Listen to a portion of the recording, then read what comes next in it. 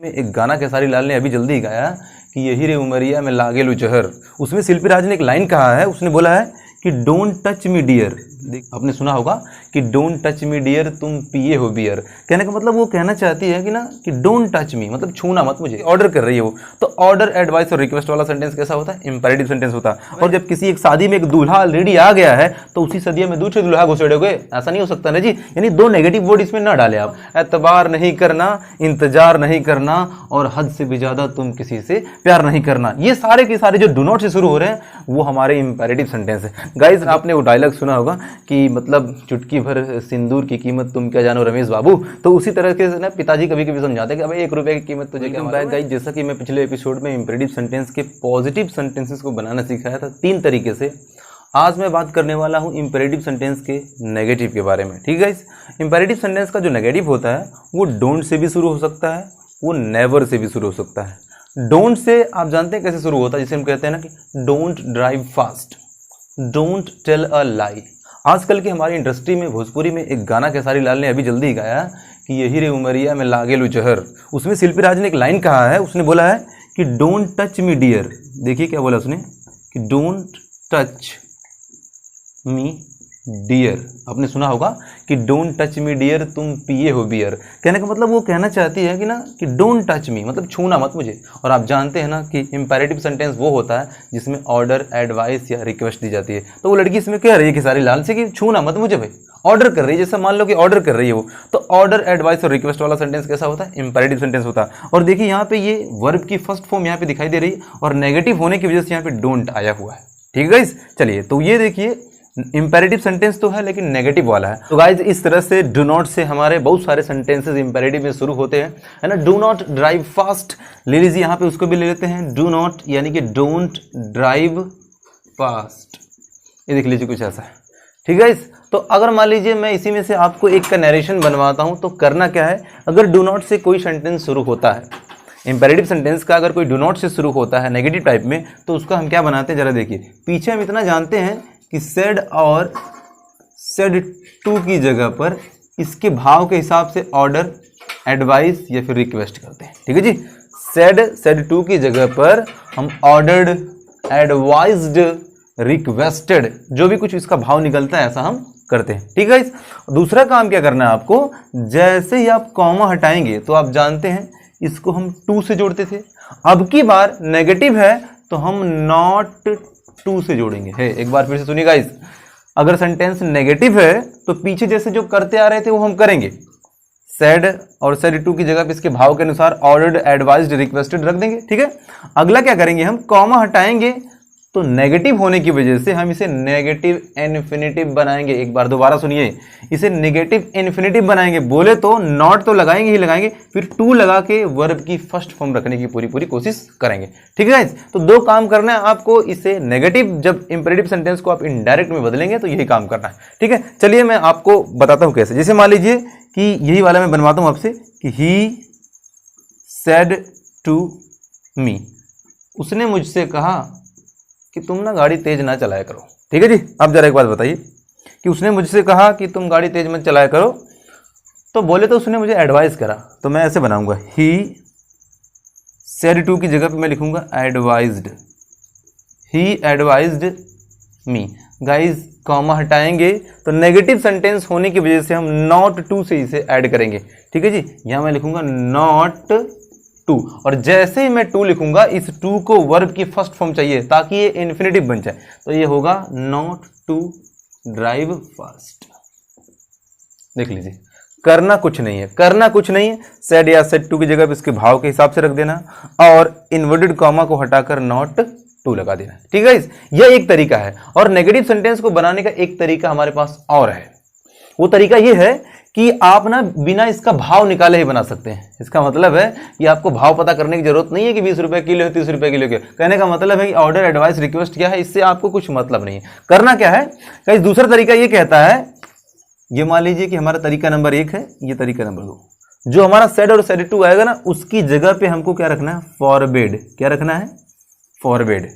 Forbid का मतलब होता है मना करना। फॉरबिड रखेंगे और क्या करना है, कॉमा को हटाएंगे और टू से जोड़ देंगे। अब की बार आपको लग रहा हो सर कॉमा हटाएंगे, सेंटेंस तो नेगेटिव टाइप का है, तो नॉट टू क्यों नहीं जुड़े? अरे हमारे भाई एक बात सुनो तुम, कि ये फॉरवर्ड है, इसका खुद ही मतलब है मना करना, ये खुद ही एक नेगेटिव वर्ड है। जब ये नेगेटिव वर्ड है तो बताओ दूसरा नेगेटिव वर्ड लगाओगे क्या? कहने का मतलब है जब किसी एक शादी में एक दूल्हा ऑलरेडी आ गया है तो उसी सदिया में दूसरे दूल्हा घुसेड़ोगे, ऐसा नहीं हो सकता ना जी। यानी दो नेगेटिव वर्ड इसमें ना डाले आप। समझ में आ रही क्या बात है? आ जाओ, इसी वाले को मैं इस वाले नियम से बनाता हूं, जरा देखिए कैसे।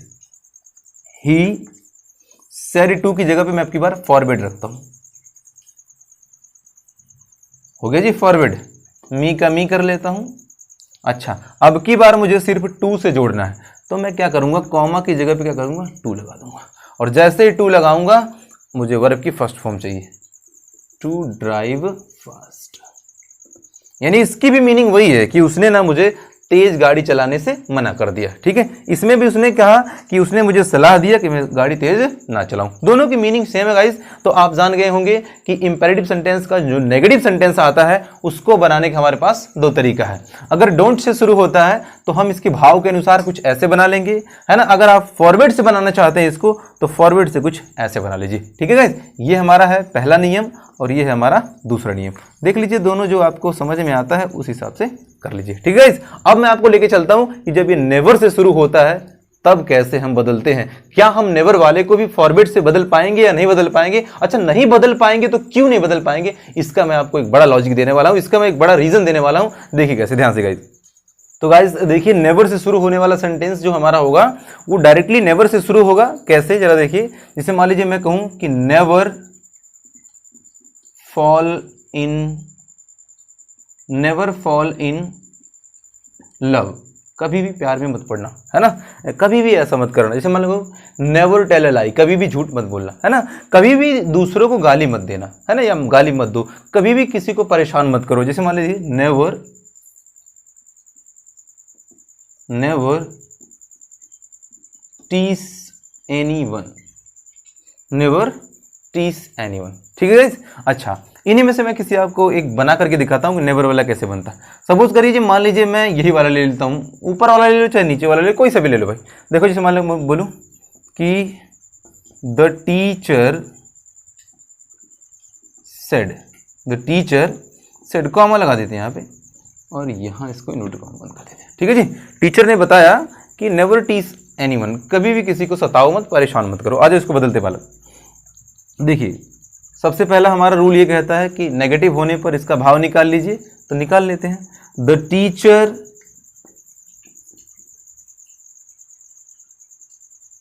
टीचर सेड का क्या करें भाई, टीचर ने सलाह ही तो दिया है तो एडवाइज्ड कर लेते हैं। द टीचर एडवाइज्ड, हो गया जी। कॉमा हटाएं, कॉमा हटाएंगे तो हमको मालूम है नॉट टू देना है। देखो बालक, जब डू नॉट से शुरू था तो हमने नॉट टू दिया, अब की बार नेवर से शुरू है तो हम नेवर टू देंगे। एक बार ध्यान से सुनिए, दोबारा सुनिए। अब की बार नेवर से शुरू है इसलिए हम इसे नेवर टू देंगे, तो यहां हम देंगे नेवर टू। और जैसे इसको नेवर टू देंगे तो टू को वर्ब की फर्स्ट फॉर्म चाहिए, तो यहां वर्ब की फर्स्ट फॉर्म मिल गई, टीस एनी वन। बात समझ में आई बालक? तो सेम टू सेम वही वाला काम जो आपने डोंट वाले से बनाया था वैसे ही आप नेवर वाला ही बनाएंगे। बस कॉमा हटा करके डोंट वाले में आप नॉट टू लगाते थे, इस वाले में आप नेवर टू लगाएंगे। क्लियर इतनी बात? अब सुनिए, तो क्या गाइस इसको हम फॉरवर्ड से बना सकते हैं या नहीं? देखिए कैसे। जैसे मान लीजिए मैंने पीछे बोला था कि डोंट वाले को हम फॉरवर्ड से बना सकते थे, तो क्या इस नेवर वाले को भी फॉरवर्ड से बनाएंगे? बिल्कुल नहीं, कदापि नहीं। क्यों ऐसा, जरा देखिए। जैसे मान लीजिए मैं इसको द टीचर सेड की जगह मैं कर देता हूँ फॉरवर्ड। समझना भाई, समझदार के लिए सारा काफी है। द टीचर का द टीचर और सेड की जगह पे मैं क्या करता हूँ फॉरवर्ड। और मालूम है कि जब फॉरवर्ड एक बार लग जाता है तो फिर नॉट या नेवर कुछ भी आगे का नहीं लगता। तो मैं इसको करूंगा टू, फिर हो जाएगा टीस एनी वन। ऐसा ही कुछ होगा, है ना जी। लिख ही देता हूं यहां पे भाई, टीचर का द टीचर। ठीक है जी, समझ लेना इसको भाई। द टीचर फॉरबिड टू टीस एनीवन। अब देखिए ये कहना क्या चाहता है ऊपर वाला ये कहना चाहता है कि कभी भी किसी को परेशान मत करिए। यानी जो नेवर होता है ना वो एक लंबे समय के लिए होता है, एक लॉन्ग टाइम को शो कर रहा है। पर ये फॉरवर्ड कह रहा है कि परेशान किसी को मत करो, है ना। अभी देखना, जैसे मैं आपसे बोलूं कि वहां मत जाओ, आपको मना कर रहा हूं वहां मत जाओ। अब ऐसा तो है नहीं कि मैं आपको हमेशा के लिए मना कर रहा हूं, तो ये जो फॉरवर्ड है ना वो थोड़ी देर के लिए, मतलब कि नेवर से कहीं ना कहीं कम ऐसा कुछ शो कर रहा है, इसकी मीनिंग जैसे कम शो हो रही है, इसलिए हम इस नेवर वाले को फॉरवर्ड वाले से नहीं बनाएंगे।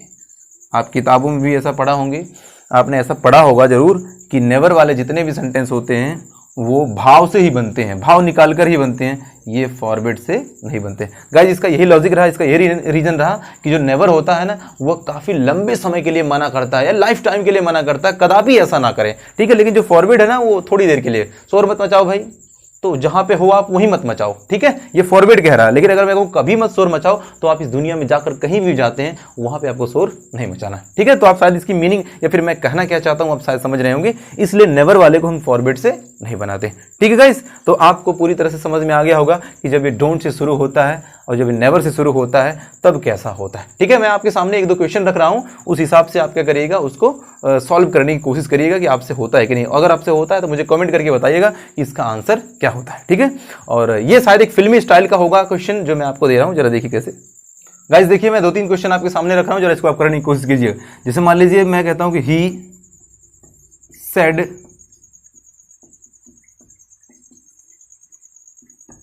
डोंट ट्रस्ट एनीवन, है ना। तो फिर इसी में कह देता हूं सी सेड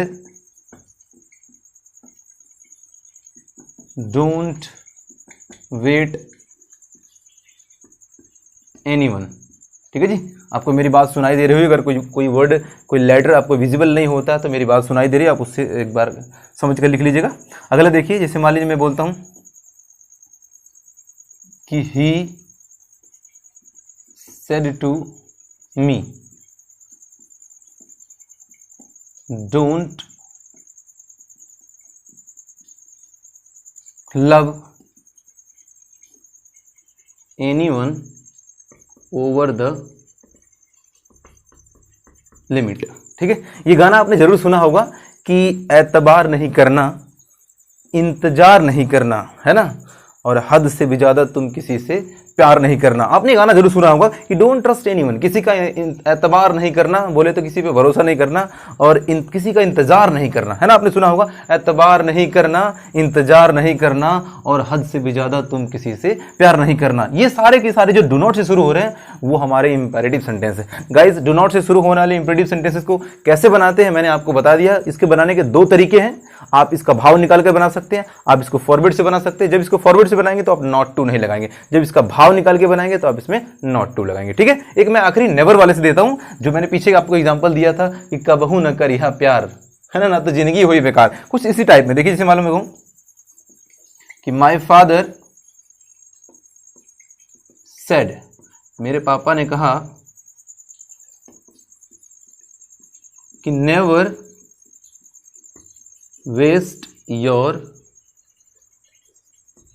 मनी, है ना। मेरे पापा ने कहा कि कभी पैसे मत बर्बाद करो, है ना। आपने वो डायलॉग सुना होगा कि मतलब चुटकी भर सिंदूर की कीमत तुम क्या जानो रमेश बाबू। तो उसी तरह के ना पिताजी कभी कभी समझाते हैं कि भाई 1 रुपये की कीमत तुझे क्या मालूम है ना। हम तो बावले हैं अभी इस टाइम में, खूब उड़ाते पढ़ाते, तो फिर क्या करें।